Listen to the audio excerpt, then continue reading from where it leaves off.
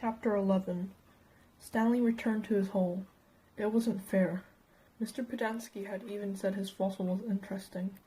He slammed his shovel into the ground and pried up another piece of earth. After a while, he noticed X-Ray had come by and was watching him dig. "Hey, caveman, let me talk to you a second," X-Ray said. Stanley put down his shovel and stepped up out of his hole. "Say, listen," said X-Ray. "If you find something else, give it to me, okay?" Stanley wasn't sure what to say.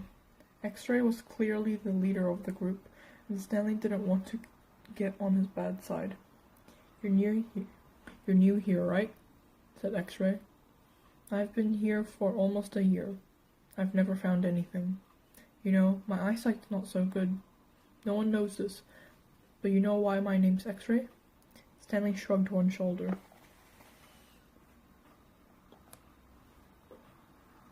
"It's Pig Latin for Rex. That's all. I'm too blind to find anything." Stanley tried to remember how Pig Latin worked. "I mean," X-Ray went on, "why should you get a day off when you've only been here for a couple of days? If anybody gets a day off, it should be me. That's only fair, right?" "I guess," Stanley agreed. X-Ray smiled. "You're a good guy, caveman." Stanley picked up his shovel. The more he thought about it, the more he was glad that he agreed to let X-Ray have anything he might find. If he was going to survive at Camp Green Lake, it was far more important that X-Ray think he was a good guy than it was for him to get one day off. Besides, he didn't expect to find anything. There wasn't anything of interest out there. And even if there was, he'd never been what you would call lucky. He slammed his blade into the ground, then dumped out another shovelful of dirt. It was a little surprising, he thought, that X-Ray was the leader of the group, since he obviously wasn't the biggest or the toughest. In fact, except for Zero, X-Ray was the smallest. Armpit was the biggest. Zigzag may have been taller than Armpit, but that was only because of his neck.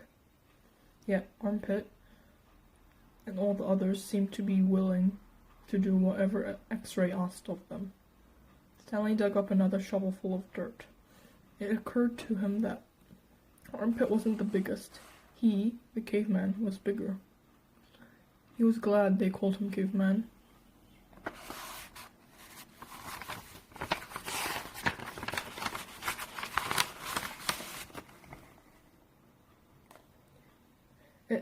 It meant that they actually accepted him as a member of the group.